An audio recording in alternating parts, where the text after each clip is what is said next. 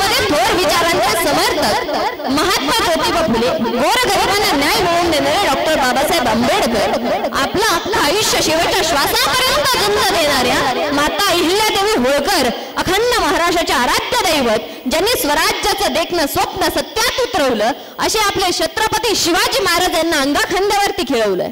अशाच या मातीमध्ये माझ्या भगवंत भक्तीच्या प्रेम मंदिराचा कळस स्थापन करणारे अख्खा आयुष्यात भगवंत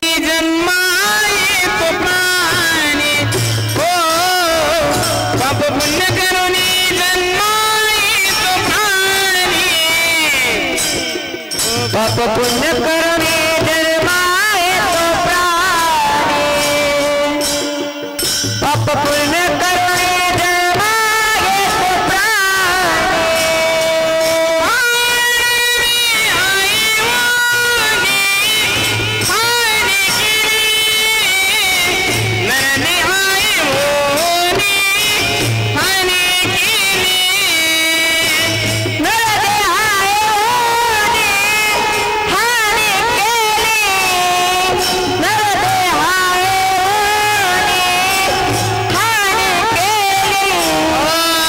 पुण्य करुणी जन्माये तो प्राणी, पाप पुण्य करुणी जन्माये तो प्राणी,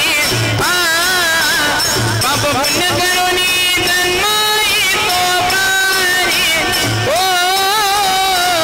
पुण्य करुणी जन्माये तो प्राणी,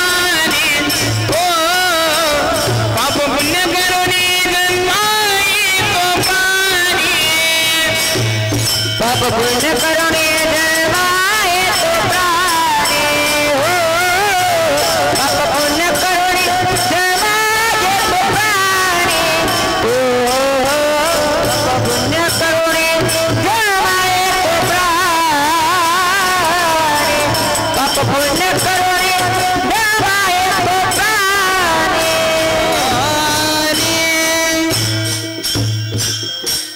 पाप पुण्य करुणी जन्मा येतो प्राणी. ज्याचं पुण्य पाप जर समान झालं तर माणसाचा देह प्राप्त होतो. परंतु ज्यावेळेस पंडूराजा भगवंताच्या दरबारात गेले ना, तिथं गेल्याच्या नंतर अख्खा आयुष्याचा हिशोब ज्यावेळेस दिला, एवढंच पुण्य होतं की स्वर्गाच्या दारात जाऊन पोहोचले. पुढं काही जाता येईना, पुढचा प्रवास करता आला नाही. पण सहज फिरता फिरता नारद महर्षींची भेट झाली. महर्षींनी पहिलं पांडवांची पिताश्री पंडूराजा आहेत, परंतु स्वर्गाच्या दारात उभे आहेत, आत का नाही गेले विचारलं जाऊन. काय झालं बाबा नक्की? आत झाला, आत जा. म्हटले नाही, मला आत प्रवेश नाही, आत जाता येणार नाही, माझं पुण्य या ठिकाणी संपलंय, मी आत जाऊ शकत नाही. मग आत जाऊ शकत नाही तर मग काहीतरी तोडगा काढा, त्याच्यावर उपाय काढा. तर उपाय असा काढायचा ठरला की माझ्या मुलांना काहीतरी माझ्या नावाने चांगली कर्म करायला सांगा. पांडवांची भेट घेतली. नारद महर्षींनी घडलेला सगळा वृत्तांत सांगितला. तुमच्या पिताश्रींना भेटून आलोय, स्वर्गाच्या दारात उभेत, पुढचा प्रवास करायचा, परंतु पुण्य संपुष्टात आलं, पुण्य संपून गेलंय, पुढे जाता येत नाहीये. मग त्यांच्या नावाने काहीतरी चांगले कर्म करा. एक वर्षभर 12 महिने ज्ञानदान, अन्नदान, वस्त्रदान, भूदान, गोदान, सुवर्णदान, जेवढे दान वर्षामध्ये करता येतील ना तेवढे दान एक वर्षभर केले. आणि वर्षाने म्हणजे 12 महिन्याने त्याचे पुण्य त्यांना त्या ठिकाणी प्राप्त झालं आणि पुढचा प्रवास करता आला. मग त्याचप्रमाणे या पिताश्रीला जर थोडंफार अडथळा त्यांच्या प्रवासात येत असेल, कसली अडचण जर येत असेल, तर घरच्यांनी केलेले हे सगळं सुंदर नियोजन आहे, ज्ञानदाने, अन्नदाने, त्याचं पुण्य त्यांना त्या ठिकाणी प्राप्त व्हावं आणि पुढचा प्रवास व्यवस्थित व्हावा म्हणून साठी सगळं नियोजन. विठ्ठल विठ्ठल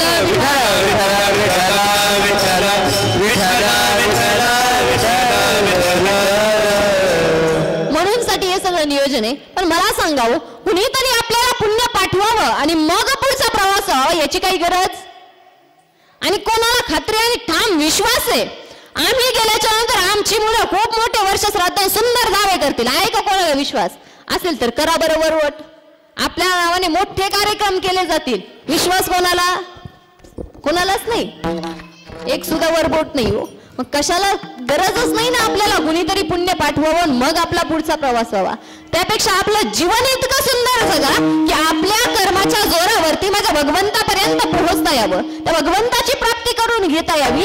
आणि त्याच्यासाठी महत्वाचं आहे माझ्या साधू संतांचे विचार समजणं. तुकोबरायांनी सांगितले, मीराबाईंनी सांगितले, मुक्ताबाईंनी, जनाबाईंनी जे ज्ञान सांगितले ते ज्ञान आपल्यापर्यंत पोहोचणं. जसं तुकोबरायांनी जीवनाचं हित समजून घ्यायला सांगितले. पण खरं सांगावं, आपण बरेच जणांचं ऐकलं असेल, जीवनाचं हित समजून घ्या, हित काय आहे ते करून घ्या, पण आपल्याला हित समजलं का आहे कशात ते? इकडे महिला भगिनी, तुम्हाला समजलं का बाबा तुमच्या जीवनाचं हित नक्की आहे कशात? नाही, कोणालाच नाही. 2 गाड्यांच्या जर 4 गाड्या झाल्या तर हित होईल का हो? 5 एकर आहे त्याची पार 25 एकर केली, तुमच्या जीवाचं हित होऊ शकेल का? सुंदर मोठे मोठे 2-4 बंगले बांधले, त्याच्यात हित जीवनाचं तुमच्या आहे का? नाही ना. मग हित आहे कशात? माझे साधू संत सांगतात, हित ते करावे देवाचे चिंतन, हित ते करावे देवाचे चिंतन,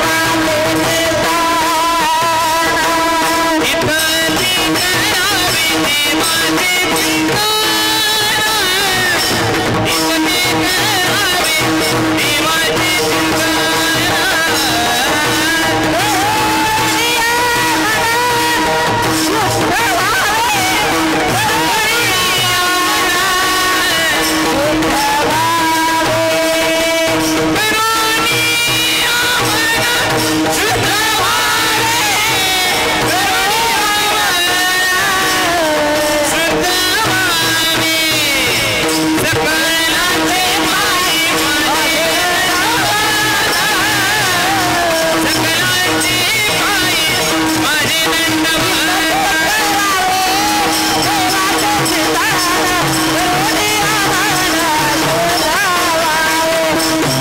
देवाचे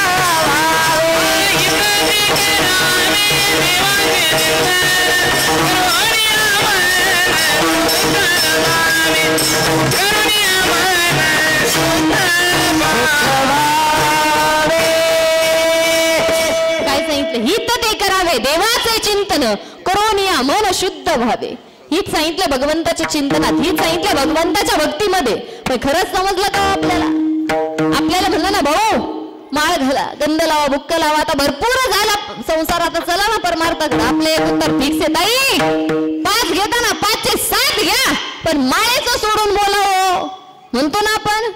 माळेचं पाहता येईल नंतर कधीतरी, पण पुढचा क्षण पाहू याची गॅरंटी देता येईल का? पुढच्या क्षणाला आपण असू, गॅरंटी आहे का? पुढचा श्वास तरी आपल्याला घेता येईल, क्षणाची ही भरवसा. क्षण भंगुरा नाही बरा बसा, क्षण भंगुरा नाही बरा बसा, क्षण भंगुरा नाही बरा बसा, क्षण भंगुरा नाही बरा बसा. आणि सावधान पूर्ण मायाच्या, आणि सावधान पूर्ण मायाच्या, आणि सावधान पूर्ण मायाच्या, आणि सावधान पूर्ण मायाच्या. आईन प्रेमा गळा पडेल पाटा, आईन प्रेमा गळा पडेल पाटा, आईन प्रेमा गळा पडेल पाटा, आईन प्रेमा गळा पडेल पाटा. पुढे हुशार तोराळे ओळखावा, तोराळे ओळखावा, हुशार तोराळे ओळखावा, तोराळे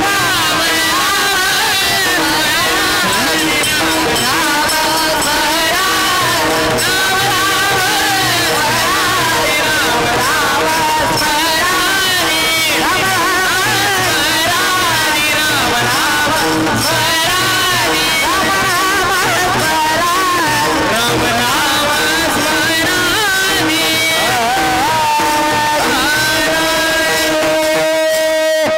क्षणाचा सुद्धा भरोसा नाही, पुढचा क्षण पाहू याची सुद्धा गॅरंटी देता येत नाही. मग नंतर कधीतरी पाहू कशासाठी?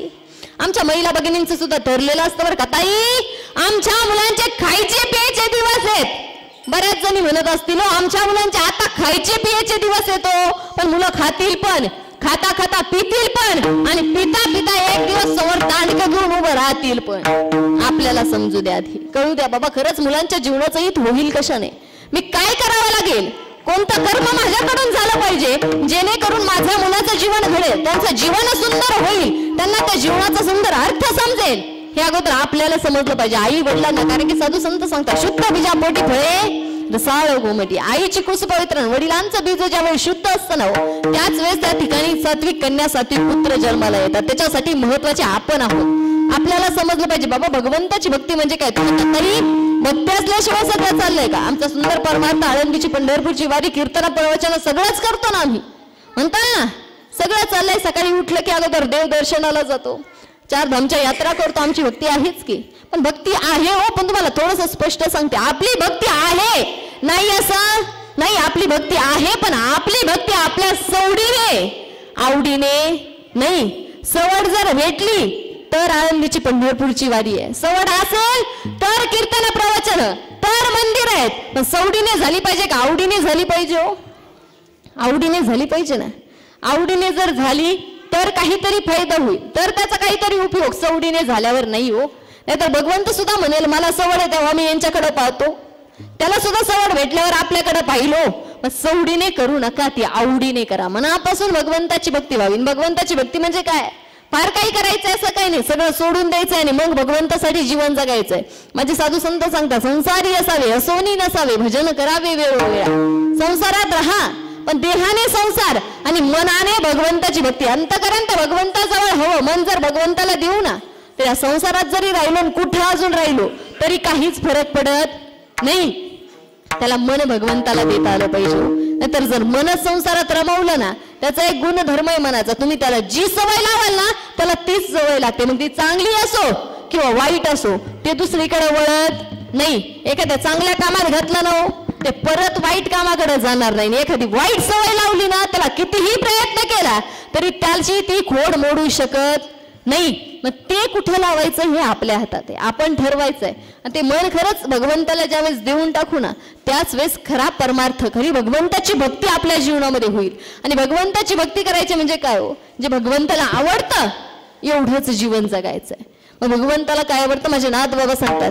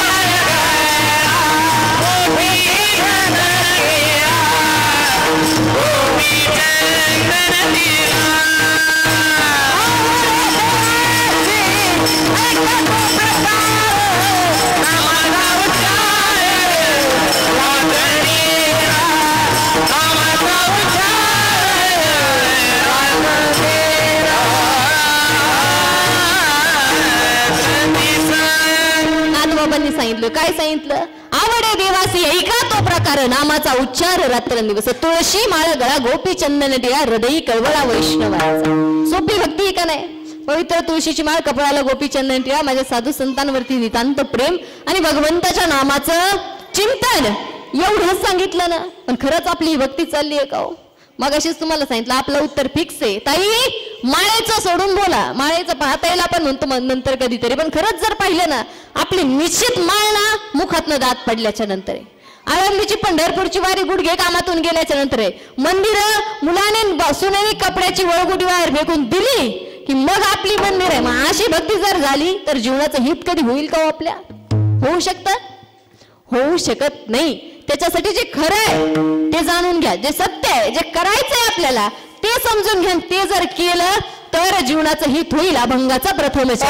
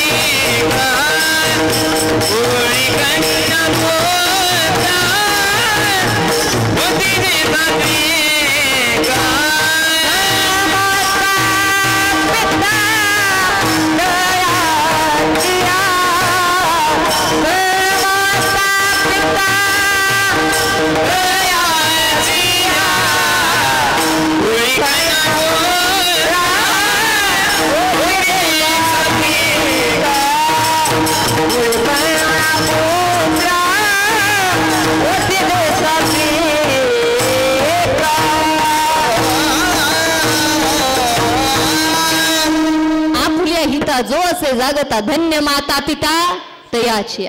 पिताच्या ठिकाणी जो जागा आहे अशांच्या आई वडिलांना धन्यता प्राप्त होते. अशा कुळात सात्विक कन्या सात्विक पुत्रांची प्राप्ती होते. पण त्याच्यासाठी जीवनाचं हित सर्वात महत्वाचं आहे, ते समजणं गरजेचं आहे. आणि खरंच कुळामध्ये पुत्र जन्माला यावेत ना, ते म्हणजे साधू संतांसारखे, म्हणजे जनाबाईंसारखे, मीराबाईंसारखे, मुक्ताबाईंसारखे असे पुत्र कुळामध्ये जन्माला यावे. त्याच्यासाठी भगवंताची भक्ती अगोदर आपल्याकडे असणं गरजेचं आहे. जर वाटतं त्या राजांसारखे पुत्र आपल्या कुळामध्ये जन्माला यावे तर घरामध्ये अगोदर जिजामाता घडणे गरजेचं आहे. कारण की माझ्या जिजाऊला समजलं होतं, जिजाऊचं स्वप्न होतं स्वराज्य स्थापन व्हावं, रयतेला वाली भेटावं, माझ्या माया बहिणींचं रक्षण करणारा कुणीतरी असावा. त्या जिजामातेचं स्वप्न होतं. म्हणून माझ्या तुळजा भवानीकडे नवस केलं, आई एखादा पुत्र द्यायचाच ना, आईचा पुत्र देई गुन्हा ज्याचा तिन्ही लेखी जिंकला, असा पुत्र माझ्या पोटी जन्माला घाल, जो माझ्या माई बहिणींसाठी जगेल, जो माझ्या माई बहिणींचं रक्षण करेल, असा पुत्र माझ्या पोटी जन्माला घाल. हे स्वप्न पाहिलं होतं माझ्या जिजामातेने. आणि त्या माऊलीने स्वप्न पाहिलं म्हणून सत्यात उतरवण्याची ताकद त्या शिवाजी महाराजांमध्ये होती. फक्त आईचं स्वप्न होतं आणि आईचं स्वप्न सत्यात उतरवलं त्या राजांनी, त्या शिवाजी महाराजांनी. मग त्याच्यासाठी अगोदर तशी आई आपल्याला बनता आलं पाहिजे ना. त्या राजांची जशी आई होती जिजामाता, त्या आईप्रमाणे आपल्याला सुद्धा घडता आलं पाहिजे. ज्यावेळेस आपलं जीवन सुंदर घडेल त्याच वेळेस आपल्या पावलावरती पाऊल ठेवून आपली मुलगी चालेल, आपल्या पावलावरती पाऊल ठेवून आपला मुलगा चालेल. फक्त आईच नाही, तेवढेच महत्वाचे आमचे वडील सुद्धा आहेत. नाहीतर जर आमचे वडील संध्याकाळी 6 वाजले ना वाजले, 12 फूट रस्ता जर आपल्याला चालायला पुरत नसेल ना, लेझिम खेळत खेळत जर आपण घरी येत असू ना, अशा पित्याचा उपयोग नाही, अजिबात सुद्धा नाही. आपली मुलं सुद्धा शब्द आपला ऐकून घेऊ शकत नाही. मग आपल्याला समजलं पाहिजे का नाही, खरंच काय केलं पाहिजे मी जीवनामध्ये, हे आपल्याला अगोदर समजलं पाहिजे. ज्यावेळेस आपल्यापर्यंत पोहोचेल त्याच वेळेस आपण ते आपल्या मुलांना समजून देऊ शकतो, आपल्या मुलांपर्यंत पोहोचू शकतो. आणि मुलांना ज्यावेळेस आपण समजून देऊ त्याच वेळेस त्यांच्या जीवनाचं हित होईल. तसं होऊ शकत नाही. तेवढं प्रेम भगवंतावरती आपल्याला करता आलं पाहिजे. खरंच भगवंतावरती प्रेम करणं म्हणजे काय, सगळी संपत्ती प्रॉपर्टी आपली त्याला निघून द्यायची असं काही का. आणि आपल्या पैसा प्रॉपर्टीची तर त्याला गरज सुद्धा नाही हो, कारण की सगळं त्यानेच निर्माण केलंय. त्याच्या सत्तेशिवाय झाडाचं पान हलू शकत नाही, त्याच्या सत्तेशिवाय सूर्य चालू शकत नाही, त्याच्या सत्तेशिवाय आपण श्वास सुद्धा घेऊ शकत नाही. मग त्याला आपला अजून काय लागतंय का, बिलकुल नाही. त्याला फक्त आपल्या अंतकरणात असणारा भाव महत्वाचा आहे, आपल्या अंतकरणात त्याच्याविषयी असणारं प्रेम हे गरजेचं आहे. मग त्या प्रेम करावं ना त्या भगवंतावरती हो. आपल्यासारख्या आईरागाऱ्यावरती प्रेम तर कुणीही सुद्धा करेल, कुणीही करेल, पण प्रेम करावं त्या भगवंतावरती, प्रेम करावं त्या विश्वाच्या मालकावरती, ज्याच्या सत्तेशिवाय काहीच चालू शकत नाही. त्याच्यावरती हक्क गाजवावा, त्याच्यावरती अधिकार गाजवावा. आणि त्याच्यावरती ज्यावेळेस प्रेम करून आहो आपल्याला काही कमी पडू शकत नाही, कुठल्याच गोष्टीची कमतरता बसू शकत नाही. फक्त प्रेम भगवंतावरती करता आलं पाहिजे, त्या भगवंतासाठी जीवन जगता आलं पाहिजे. एवढं जर केलं त्याच वेळेस जीवनाचं हित होईल. तसं होऊ शकत नाही. पण आपली परिस्थिती कशी माहिती का, आपलं प्रेम नको त्या गोष्टीवर असतं. आपल्याला नको ती गोष्ट जवळची वाटते, आपल्याला पैसा सत्ता संपत्ती हे सगळं जवळचं वाटतं ना, ह्याच्यावरती आपलं प्रेम. मग असल्या नश्वर गोष्टींवरती जर प्रेम केलं तर त्याचा फायदा होऊ शकत नाही हो. त्याच्यावर किती जरी प्रेम केलं ना, सोबत काहीच येणार नाही. आपल्या कोणतीच गोष्ट सोबत नेऊ शकत नाही आपण. कितीही पद, कोणतंही कसलंही पैसा असू द्या, सोबत रुपया सुद्धा येत नाही. जाताना ज्यावेळेस जातो ना खाली हातच जातो, रुपया सुद्धा सोबत नेता येत नाही. आज कुठलं पद हो जे आपल्याकडे कायम टिकून राहणार आहे का, एखादं असं जे कायम टिकून राहणार आहे जाताना सुद्धा सोबत आहे का एखादं पद असं, एक सुद्धा. आणि पैशाचं जर म्हणाल ना हो, कोटीनी कमवून ठेवा, मोठे मोठे बंगले जरी बांधून ठेवले ना तर जाताना मोकळत जायचे कोणाच्या ना कोणाच्या खांद्यावर. आणि हरकचं म्हणजे हरकचंच कापड आहे आपल्याला, त्याला कसलाच खिसा नाही. जर 4-2 बंडल घालून नेता येतील आणि माझ्या देवाकडे जाऊन वशीला लावता येईल, देवा एवढं घेऊन आलोय, पुढचा प्रवास व्यवस्थित होऊ दे. अजिबात नाही, ह्याची तिथं सगळं चालत नाही. तिथं गेल्यावर पद पैसा प्रॉपर्टी ह्याचा हिशोब घेतला जात नाही हो. आमच्या महिला भगिनी आपल्याला एक आवड असते सोनं नाणं घालण्याची, बरोबर ना, तोळ्याने दागिने चढवतो आपण. पण खरंच एवढे दागिने घालताय, एवढे दागिने चढवताय, पण जाताना देतात का हो तुमच्या सोबत हे सगळं? फुटका मनी सुद्धा कुणी सोबत देत नाही. 2-4 मनी जरी मुखात घातले ना, राग चाळून चाळून दुसऱ्या दिवशी काढतायत, ही परिस्थिती आहे. मग त्या दागिन्यांपेक्षा साठी जगण्यापेक्षा खरा अलंकार, खरा दागिना कोणचा आहे ते समजून घ्या. पवित्र तुळशीची माळ जी कायम सोबत राहणार आहे, जी भगवंतापर्यंत पोहोचवणार आहे, तो दागिना आपल्याकडे असू द्या हो. तो दागिना ज्यावेळेस सोबत ठेवाल ना त्यावेळेसच कुठली आपल्याला कमतरता भासणार नाही. तो दागिना काय, त्याचं महत्व काय हे अगोदर समजून घेता आलं पाहिजे. नाही तर बाकीचे ढीगभर जरी दागिने घातले आणि कितीही सोनं नाणं चढवलं ना त्याचा फायदा नाही. त्याच्यासाठी जगू नका. माणसाने माणसावरती प्रेम करा. खरंच पैशासाठी जगणं म्हणजे काय. तुम्हाला सिकंदर राजा माहिती का. बऱ्याच जणांनी बऱ्याच म्हणजे सगळ्यांनीच नाव ऐकले असेल. सिकंदर ज्याने अख्ख्या विश्वावरती राज्य करायचं ताकद ज्याच्यामध्ये होती, ज्याने अख्ख्या विश्वावरती राज्य करायचं स्वप्न पाहिलं होतं असा सिकंदर सगळ्यांवरती राज्य करत होता ना. एवढ्या सगळ्यांवर राज्य करतो म्हणजे पैसा थोडा असेल का त्याच्याकडे. भरपूर पैसा हो, मोजता येत नाही, आकड्यात सांगता येत नाही इतका पैसा होता त्या सिकंदराकडे. पण एवढा पैसा असताना सुद्धा जाताना सोबत काहीही नेता आलं नाही. सगळं याच ठिकाणी सोडून गेलाय. जाताना त्याने सांगितलं होतं, जाताना माझे हात खाली सोडा, मोकळे सोडा, सगळ्या जगाला कळू द्या. एवढ्या जगावरती राज्य करणारा सिकंदर जाताना सोबत रुपया सुद्धा गेला नाही, हात मोकळे घेऊन गेला. हे प्रत्येकाला समजू द्यावं.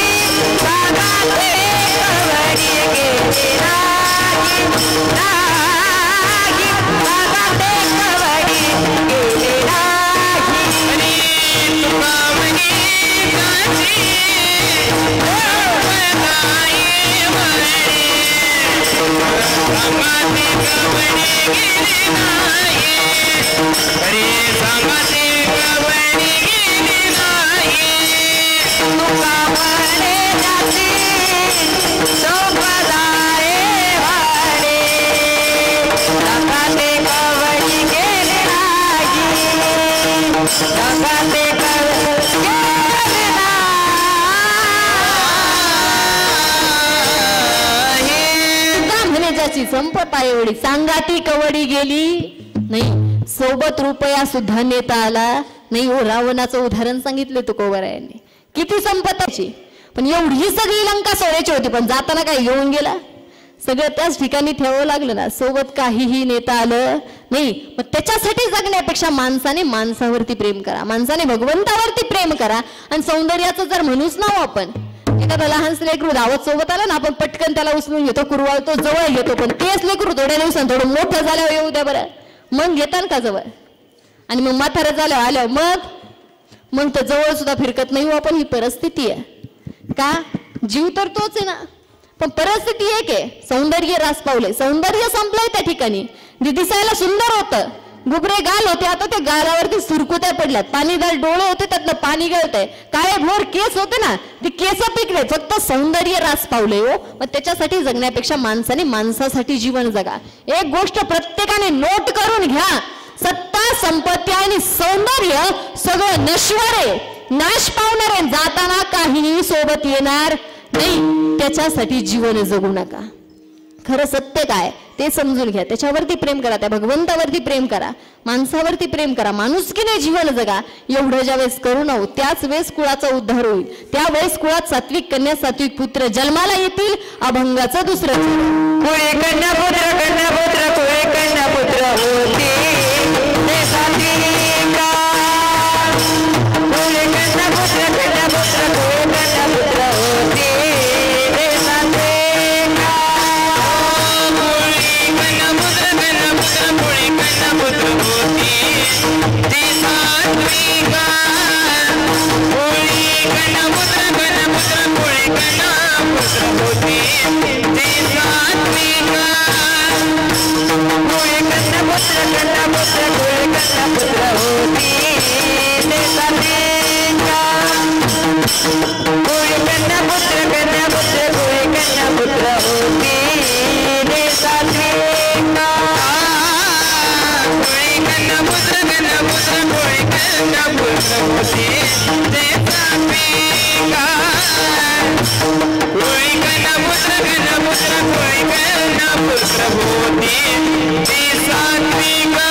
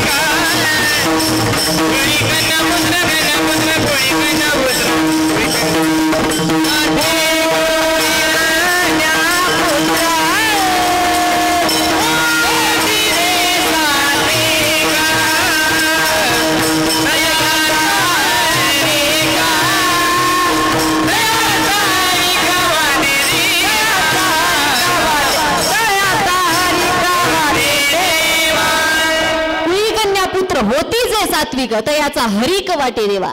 भगवंतालाही आनंद वाटतो, भगवंतालाही हरिक वाटतो, पण त्याच्यासाठी कन्या आणि पुत्र तसं घडणं गरजेचं आहे. तो घडवू त्याच वेळेस ज्यावेळेस आपले संस्कार सुंदर असतील. जर वाटतं ना आपला शेवटचा दिवस गोड व्हावा, म्हातारपण सुखाने समाधानाने जावं, प्रत्येकाची इच्छा असेल ना, तर एकच गोष्ट, मुलांना सुंदर असे संस्कार आणि जीवनामध्ये परमार्थ एवढं जरी केलं ना आपलं म्हातारपण सुखी समाधानाने जाईल. शेवटचा दिवस गोड होईल, पण त्याच्यासाठी महत्वाचे आहेत आपले संस्कार. त्या मुलांमध्ये संस्कार रुजवणं गरजेचं आहे. आणि आजची जर परिस्थिती पाहिली ना, भारतासारख्या महान देशामध्ये हे सांगायची वेळ येते की बाबा आपल्या आई वडिलांचा सांभाळ करा. या भारतासारख्या देशात सांगायची वेळ येते की बाबा साधू संतांचं महत्व समजून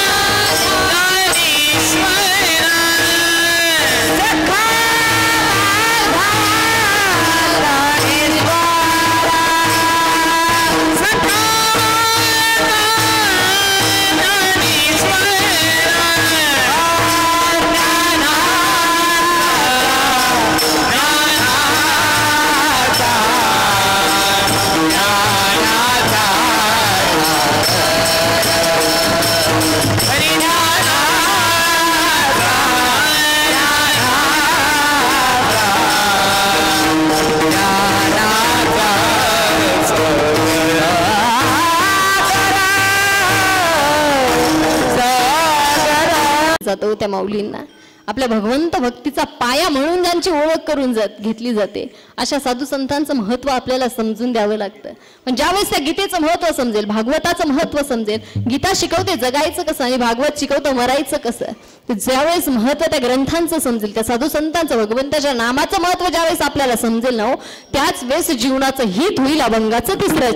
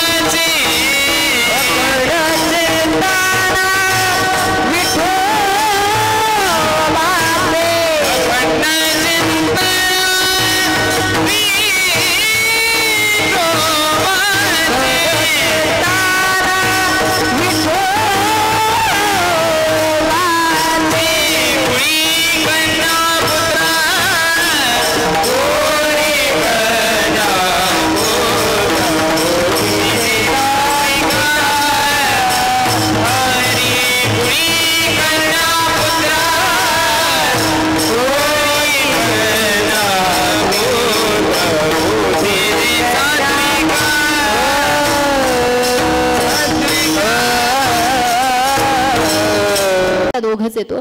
कितीही लोक असतील सोबत फिरणार, खूप कौतुक, खूप वावा, पण जोपर्यंत सोबत येत तोपर्यंत पाठीमागे गेल्यावर कोणालाच वाटत नाही हा माणूस खूप मोठा भाव आणि ह्याचं खूप चांगलं भाव, अजिबात नाही. जोपर्यंत सोबत येत तोपर्यंत सगळं चालतं हो, पण पाठीमागे गेल्यावर सुद्धा वाटणारे आई वडील आहेत. त्यांना वाटतं आमची लेकरं खूप मोठी व्हावी, त्यांचं खूप सुंदर नाव व्हावं, सगळ्यांनी त्यांना ओळखावं.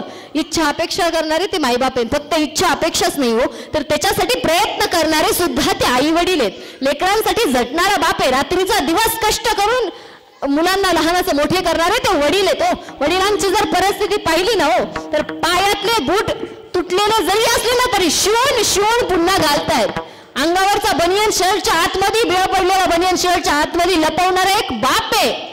पण हे काम दुसरं कोणीच करू शकत नाही.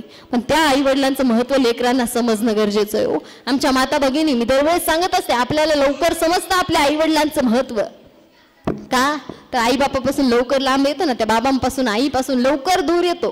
आणि दूर आल्याच्या नंतर मग समजतं बाबा खरंच आपल्यासाठी ते किती महत्वाचे आहेत, आपल्यावरती किती प्रेम त्या मायबापाने केलंय, किती कष्ट करून लहानाचं मोठं आपल्याला केलंय, इथपर्यंत आणून पोहोचवलंय. हे लांब त्यांच्यापासून ज्यावेळेस जाऊ ना त्यावेळेस समजतं. आपल्या वडिलांचा अनुभव प्रत्येकाला लग्नामध्ये येतच असेल. कितीही गरीब बाप असू द्या, किती जरी कठोर काळजाचा बाप जरी असला ना, ज्या दिवशी त्याच्या लेकीचं लग्न आहे सकाळी पहाटे उठल्यापासून त्या बापाचे हात चालू झालेले असतात. आज माझ्या बाळाचं लग्न आहे, सगळं व्यवस्थित पार पडलं पाहिजे, सगळं व्यवस्थित झालं पाहिजे. आलेल्या प्रत्येकाला हात जोडून विनंती करतो, आलाय ना जीवल्याशिवाय कोणी जाऊ नका बरं का. 2 घास खाल्ल्याशिवाय, माझ्या लेकराला आशीर्वाद दिल्याशिवाय कोणी जाऊ नका. प्रत्येकाच्या समोर हात जोडणारे ते बाबा सकाळपासून अन्नाचा कण सुद्धा त्या वडिलांनी घेतलेला नसतो, पाण्याचा थेंब सुद्धा त्यांच्या पोटामध्ये गेलेला नसतो. फक्त माझ्या बाळाचं सगळं व्यवस्थित व्हावं, माझ्या लेकराला सुंदर भवितव्य असावं. ज्याप्रमाणे तळहाताच्या फोडासारखी माझ्या लेकराला मी माझ्या घरी सांभाळी ना, तसंच जीवन तिच्या घरी सुद्धा असावं. तेवढंच प्रेम तिच्या सासरच्यांनी सुद्धा तिच्यावरती करावं. ह्याच्यासाठी कित्येकांच्या समोर हात जोडणारे वडील आहेत, कित्येकांच्या समोरून जाणारे, त्यांना विनंती करणारे ते बाबा आहेत. माझ्या मुलाला सुंदर स्थळ माझ्या मुलीला भेटावं, मुलाचं चांगलं व्हावं, त्याला नोकरी चांगली लागावी, याच्यासाठी कित्येकाचे उंबरे झिजवणारा तो बाप आहे. कधी तुम्ही माहेराला जाताल ना, कितीही गरीब बाप असू द्या तुमचा, कितीही परिस्थिती त्याची नाजूक असू द्या, ज्यावेळेस त्याची लेक भेटायला येते ना, भावाने किती जरी सुंदर साडी आपल्याला घेतली ना, ती साडी त्या वडिलांना कधीच आवडत नाही, कधीच त्या बापाला आवडत नाही. त्या भावाने घेतलेली साडी कायम त्या वडिलांचं असतं. बाळा मला माहितीये तुला साडी आवडली नसेल ग, पण आता माझ्या हातात काही नाही, आता तुला मी साडी घेईल एवढे पैसे माझ्याकडे शिल्लक नाही ग, सगळे व्यवहार तुझे भाऊ पाहतो, माझ्याकडे काही शिल्लक नाही. पण शर्टच्या कोपरीच्या आतमधल्या खिशामध्ये त्या बापाने 10चे 20चे कुणी त्याला खायला पैसे दिले ना, 10 रुपये 20 रुपये 50 रुपये नोट गुंडाळून ठेवलेले 100-150 रुपये आत त्या खिशातून काढतो आणि लेकराच्या हातावरती टेकवलं, बाळा साडी घेणे इतके नाहीत ग, पण निदान तुला खायला तरी घेता येईल काहीतरी. खरंच तुझ्या सासरी जाशील ना, जाताना खायला तुला काहीतरी घेता येईल, एवढेच पैसे आहेत आज माझ्याकडं, जास्त नाही. एवढं सांगणारा तो बाप आहे. इतकं अंतकरण त्या बापाचं कितीही जरी प्रेम करत असलं ना, दाखवत नाही, कधी अश्रूच्या धारा त्याच्या डोळ्यामध्ये येत नाही. एकदाच बाप रडतो ज्यावेळेस त्याचं लेकरू त्याला सोडून सासरी निघतो. कसलाही कठोर काळजाचा, कितीही कठोर काळजाचा बाप जरी असला ना, मनपाच्या कुठल्या तरी कोपऱ्यात जाऊन हाय मोकळून रडणारा तो बाप आहे. तुमच्या कित्येकांच्या लेकींचे लग्न झाले असतील, बऱ्याच जणांना अनुभव आला असेल, ज्यावेळेस लेक सासरी जायला निघते ना, कुठल्या तरी कोपऱ्यात जाऊन दाय मोकळून रडणारे ते वडील आहेत. त्यामुळे त्या वडिलांचं महत्व ना जोपर्यंत आहे तोपर्यंत समजून घ्या. त्या वडिलांविषयी एक सुंदर वर्णन केलंय, बाप नावाची इतकी सुंदर कविता लिहून ठेवली ना. बाबा बाप म्हणजे नक्की आहे कसा? बाप स्वाभिमानी बाना, बाप कनखर कना, त्याच्या काळजात सुद्धा लाजाळूची संवेदना, त्याची पहाडाची छाती, त्याचे हृदय गुलाब, त्याच्या कष्टाच्या घमाला हिऱ्या मोत्याचा उबाब. बाप तलवार ढाल, बाप पेटती मशाल, बाप जागा तो बनवून घर झोपते खुशाल. बाप घराचा तो पाया, आई कळस त्यावर, जेव्हा खजातो ना पाया तेव्हा कोसळते घन. खरंच बाप आहे ना, घरासाठी पाया आहे. पाया ज्यावेळेस भक्कम आहे त्यावेळेस ते घर व्यवस्थित आहे. जर पाया खचला ना, घर पूर्ण कोलमडून जात आहे. त्यासाठी बाप असणं महत्वाचं आहे. तो बाप समजणं महत्वाचं आहे. घरासाठी एका वृक्षाप्रमाणे सगळ्यांना सावली देणारा तो बाप आहे. ज्या घरामध्ये बाप आहे ना, कोणाची ताकद नाही त्यांच्याकडे नजर वर काढून पाहण्याची, ज्याच्या पाठीमागे बापाची खंबीर साथ आहे, कोणाची हिंमत नाही त्याला आडवं जाण्याची. फक्त तो बाप बापासोबत पाहिजे. मग गेल्याच्या नंतर त्यांचं कितीही महत्व समजून घेतलं आणि काहीही केलं ना हो, ते बाबा माघारी येऊ शकत नाही. त्यांना माघारी आपण आणू शकत नाही. मग आहेत तोपर्यंत त्यांच्यावरती प्रेम करा. जोपर्यंत आहेत तोपर्यंत सुखाने, समाधानाने, आनंदाने त्या बाई बापाला जीवन जगू द्या. कारण की आपल्यासाठी खूप कष्ट केले, खूप सहन करून आपल्याला इथपर्यंत पोहोचवलंय. एक वेळेस उपाशी झोपण्याची जरी वेळ आली ना हो, रात्री फक्त पाणी पिऊन झोपणारे ते माई बाप आहेत. फक्त माझ्या लेकरांचं पोट भरलेलं असावं, माझ्या लेकरांना शांत झोप घेता यावी त्याच्यासाठी झटणारे ते माई बाप येतो. पर दुसऱ्यांच्या रानात सालं घालायची जरी वेळ आली ना तरी चालेल, दुसऱ्यांच्या रानात जाऊन सालं घालेल, दुसऱ्यांकडे जाऊन कष्ट करेल, कित्येकांच्या समोर जाऊन हात जोडेल, पण माझ्या बाळाचे सगळे स्वप्न पूर्ण व्हावेत. स्वतःचे स्वप्न त्याच्यासाठी धुळीत मिळवणारे वडील आहेत. मग त्या आई वडिलांचं महत्व समजून घ्या. एक मुलगी आहे, कुणाची तरी लेक आहे, म्हणून तुम्हाला सांगते हो, आपल्यामुळं आपल्या वडिलांची मान समाजात कधी खाली जाईल असं जीवन कधीच कुठल्या लेकराने जगू नका. आयुष्यभर ताटमानेने जगलेले ते बाबा आहेत, प्रत्येकाच्या 4 लोकांच्या ताटमानेने गेलेले ते बाबा आहेत आणि आपल्यामुळं त्यांना मान खाली घालावी लागेल असं कधीच वागू नका. कारण की आई वडिलांसाठी ना लेकरं म्हणजे त्यांचं काळीज आहे आणि त्या लेकरांमुळं त्या काळजाला चित्र जर पडलं तर ते माई बाप जगू शकत नाही. जरी दिसायला जिवंत दिसले ना हो, तर त्यांचं लेकरू चुकत असेल तर ते आई वडील अंतकरणापासून जिवंत राहू शकत नाही. पण त्यांचं जीवन आपल्या हातात आहे. मग कसं त्यांना जगवायचंय हे प्रत्येक लेकराने ठरवा, प्रत्येकाने ठरवा. बाबा आपल्या आई वडिलांचं नाव कसं उज्ज्वल होईल, त्यांचं जीवन कसं सुंदर होईल हे प्रत्येकाने ठरवावं. एवढं जरी केलं ना आपल्या जीवनाचं हित होईल, आपलं जीवन त्या भगवंताला आवडेल, त्या भगवंतापर्यंत पोहोचेल. याच्यासाठी भरपूर काही करायची गरज नाही. एवढंच करा जेणेकरून जीवनाचं हित होऊन जाईल. आणि अशांसाठी माझे साधू संत सांगतात आनंदाचं शेवटचं चरण.